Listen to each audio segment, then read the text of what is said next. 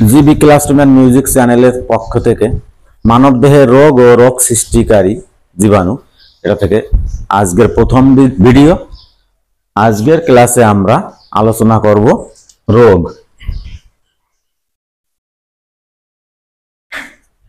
মানবদেহের রোগ।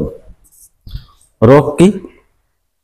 মানবদেহের মধ্যে যখন কোনো প্যাথোজেন বা কোনো জীবাণু বা জীবাণুর কোনো অংশ প্রবেশ করার ফলে ওই দেহে যে গঠনগত এবং কার্যগত অস্বাভাবিকতা দেখা দেয়, যা কিছু লক্ষণ দ্বারা প্রকাশিত হয়, সেই ঘটনাকে বলা হয় রোগ। তার মানে কোনো জীবাণু বা রোগ জীবাণু বা প্যাথোজেন প্রবেশ করলো, এর ফলে কিছু অস্বাভাবিক লক্ষণ প্রকাশ পায় মানবদেহে, যা কিছু চিহ্ন বা লক্ষণ দ্বারা প্রকাশিত হয়। সেই অস্বাভাবিক যে পরিস্থিতি, যা যে চিহ্ন বা লক্ষণ দ্বারা প্রকাশিত হয়, সেই ঘটনাকে বলা হয় রোগ। এবার এই রোগ, মানবদেহে যে রোগ সৃষ্টি হয়, এই রোগের কতগুলো কারণ আছে, যে কারণে মানবদেহে এই রোগগুলো হয়, সেটা অর্থাৎ রোগের কারণ। রোগের কারণ। রোগের কারণ কি? দেহে যদি রোগ জীবাণু প্রবেশ করে, ব্যাকটেরিয়া, ভাইরাস, ছত্রাক, প্রোটোজোয়া, বিভিন্ন রোগ জীবাণু যদি প্রবেশ করার ফলে মানবদেহ রোগাক্রান্ত হয়ে থাকে, রোগে আক্রান্ত হয়। দেহে যদি পুষ্টি উপাদানের অভাব ঘটে, পুষ্টি উপাদানের অভাব ঘটলে রোগ জীবাণু দ্বারা রোগে আক্রান্ত হয়ে থাকে মানবদেহ। দেহে যদি কোনো রাসায়নিক পদার্থের তারতম্য ঘটে, যেমন ইউরিয়া, ইউরিক অ্যাসিড, হরমোন, বিভিন্ন রাসায়নিক যে উপাদান আছে, সেই রাসায়নিক উপাদানের যদি তারতম্য হয়, তখন রোগাক্রান্ত হয়ে থাকে। দেহে বিভিন্ন ধূলিকণা, ধাতব উপাদান, যে সমস্ত বা অ্যালার্জেন, এই সমস্ত উপাদান যদি দেহে প্রবেশ করে, এর ফলে মানবদেহ রোগাক্রান্ত হয়ে থাকে। অ্যালার্জেন মানে যে সমস্ত উপাদান দেহে প্রবেশ করার ফলে অ্যালার্জি হয়ে থাকে, সেইগুলোকে বলা হয় অ্যালার্জেন। অ্যালার্জেনের জন্য মানবদেহ রোগাক্রান্ত হয়ে থাকে। যান্ত্রিক কারণে রোগে আক্রান্ত হয়ে থাকে। যান্ত্রিক কারণে অর্থাৎ কোনো আঘাতপ্রাপ্ত স্থানে যদি ক্ষত সৃষ্টি হয়, সেই ক্ষত স্থানে রোগ জীবাণু আক্রমণ করে, রোগের ফলে দেহ রোগাক্রান্ত হয়ে থাকে। যান্ত্রিক কারণে দেহ যদি কোথাও অস্থি ভঙ্গ হয়, এর ফলে দেহ রোগে আক্রান্ত হয়ে থাকে। যদি দেহে কোনো অংশ বিচ্যুত হয়ে যায়, বেশি পরিমাণে যান্ত্রিক আঘাত লাগে, এর ফলে দেহে কোনো অংশ দেহ থেকে বিচ্ছিন্ন হয়ে যায়, এর ফলেও দেহ রোগাক্রান্ত হতে পারে। এছাড়াও কোনো ভৌত উপাদানের কারণে, ভৌত এজেন্টের কারণেও সাধারণত রোগ জীবাণু দ্বারা আক্রান্ত হতে পারে। যেমন রেডিয়েশন, তেজস্ক্রিয় পদার্থ থেকে যে নির্গত যে তেজস্ক্রিয় রশ্মি, এই রেডিয়েশন বা তেজস্ক্রিয় রশ্মি, এছাড়া তড়িৎ শক্তি, যদি কোনো তড়িৎ সংযোগ হয়ে থাকে মানবদেহের সঙ্গে, তড়িৎ দ্বারা মানে সংযোগ হয়, অর্থাৎ এর ফলে দেহ সাধারণত বিভিন্ন রোগে আক্রান্ত হতে পারে। তাহলে এই সমস্ত, এছাড়াও আরো অনেক কারণ আছে, যে সমস্ত কারণগুলোতে সাধারণত মানবদেহ রোগে আক্রান্ত হয়ে থাকে। মোটামুটি এই যে কারণগুলো আলোচনা করা হলো, এই কারণগুলো তোমরা লক্ষ্য করলে, দেখলেই মোটামুটি আমাদের এখানে যথেষ্ট। এরপরে আমরা যে বিভিন্ন রোগ আছে, সেই রোগ নিয়ে এক এক করে ধীরে ধীরে ছোট ছোট পাঠ করে আমরা আলোচনা করব। তাহলে আজকে আমরা আলোচনা করব ডায়রিয়া সম্পর্কে। আজকের আলোচনা ডায়রিয়া।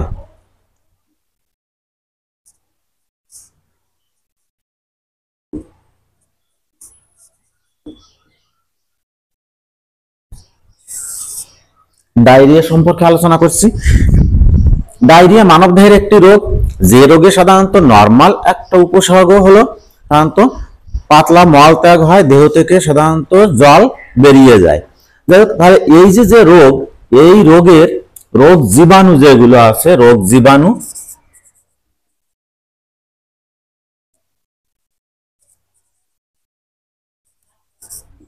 বিভিন্ন প্রকারের রোগ জীবাণু দ্বারা এই ডায়রিয়া রোগে আক্রান্ত হয়ে থাকে মানবদেহ।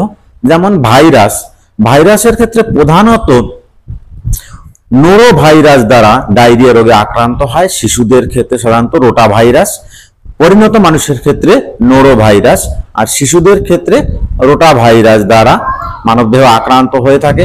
এছাড়া সাধারণত adeno virus type 40, adeno virus type 41, এছাড়া অ্যাস্ট্রোভাইরাস, এই এই সমস্ত ভাইরাস দেহ প্রবেশ করলে সাধারণত ডায়রিয়া রোগে আক্রান্ত হয়ে থাকে। এরপরে ব্যাকটেরিয়া, বিভিন্ন প্রকারের ব্যাকটেরিয়ার আক্রমণের ফলে ডায়রিয়া রোগ হয়ে থাকে, যেমন Campylobacter S P P, Salmonella S P P, Shigella S P P. S P P মানে একাধিক প্রজাতি, যেমন সালমোনেলা এসপি, এই সালমোনেলার একাধিক প্রজাতিকে বলা হয় সালমোনেলা এসপিপি। এছাড়া ইকোলাই ব্যাকটেরিয়া দ্বারাও ডায়রিয়া রোগে আক্রান্ত হয়ে থাকে। ডায়রিয়া রোগের আক্রান্ত বা ডায়রিয়া রোগের উপসর্গ,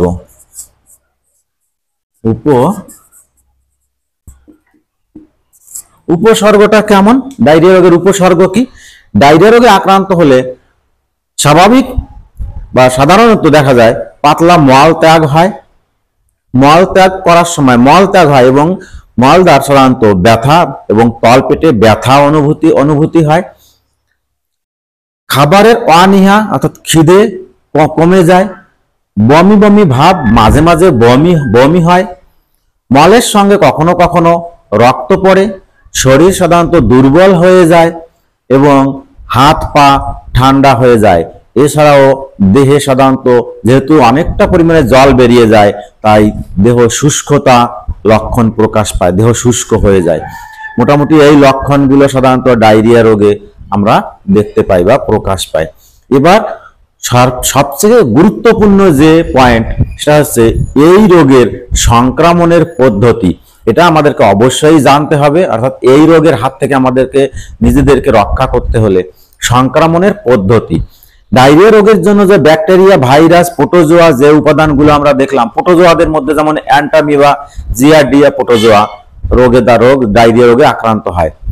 তাহলে ব্যাকটেরিয়া, ভাইরাস, ছত্রাক, প্রোটোজোয়া যে সমস্ত জীবাণু, এরা কিভাবে সংক্রামিত করে মানব দেহকে, সেই সংক্রমণের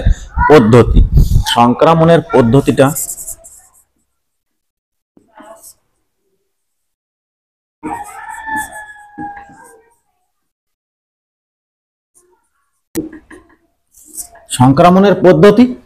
এই জীবাণুগুলো সাধারণত খাদ্যের সঙ্গে মানব শরীরে প্রবেশ করে থাকে। এছাড়া সবথেকে বেশি উল্লেখযোগ্য পানীয়ের মাধ্যমে, আমরা যেমন চা, কোল্ড কফি, দুধ, এছাড়া প্রতিনিয়ত যে জল পান করে থাকি, এই পানীয়ের মাধ্যমে ডায়রিয়া রোগের জীবাণুগুলো আমাদের শরীরে প্রবেশ করে থাকে। বাচ্চাদের ক্ষেত্রে সাধারণত বাচ্চারা নোংরা আবর্জনা ঘেটে এবং সেই নোংরা আবর্জনা ঘেটে সেই নোংরা হাত মুখে দেয়, এ থেকে বাচ্চারা মারাত্মকভাবে খুব বেশি পরিমাণে এই রোগে আক্রান্ত হয়ে থাকে। এছাড়া মাছি সাধারণত নোংরা আবর্জনার উপর বসে, তাদের গায়ে এই যে রোগ জীবাণু লেগে যায়, সেখান থেকে এসে তারা খাদ্যের উপরে বসে, এই মাছির দ্বারাও মানুষ এই ডায়রিয়া রোগে আক্রান্ত হয়ে থাকে। এছাড়া আমাদের পয় প্রণালী থেকে আমরা এই রোগে আক্রান্ত হয়ে থাকি, যদি পয় প্রণালীর সুন্দর সুষ্ঠু ব্যবস্থা না থাকে, তার থেকে আমরা এই রোগে আক্রান্ত হয়ে থাকি। আমাদের যে টয়লেট, বাথরুম, তা যদি সুষ্ঠু ব্যবস্থা না থাকে, তার থেকেও আমাদের এই রোগের সংক্রমণ ঘটে থাকে। এছাড়া পোল্ট্রিজাত খাবার এবং ডেয়ারিজাত যে খাবার, দুগ্ধজাত যে খাবার, পোল্ট্রি এবং ডেয়ারিজাত খাদ্য থেকেও আমরা এই রোগে আক্রান্ত হয়ে থাকি। এই সমস্ত খাদ্য সঠিক তাপমাত্রায় নির্দিষ্ট সময়ে যদি না ফুটানো হয়, তাহলে পোল্ট্রি এবং ডেয়ারিজাত খাদ্য থেকে আমরা আমাদের দেহে সংক্রামিত হয়ে থাকে।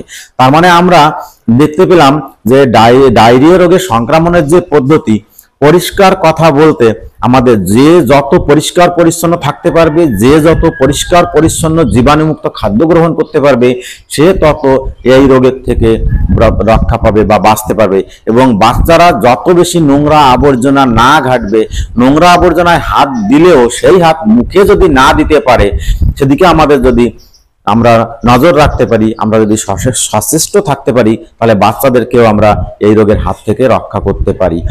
তাই মোটামুটি ডায়রিয়া, মানবদেহের রোগ এবং ডায়রিয়া আজকের ভিডিওতে আলোচনা করা হলো। আজকের ভিডিও এই পর্যন্ত রাখছি।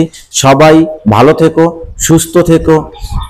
সবার সুস্থতা এবং মঙ্গল কামনায় আজকের ভিডিও এখানেই শেষ করছি।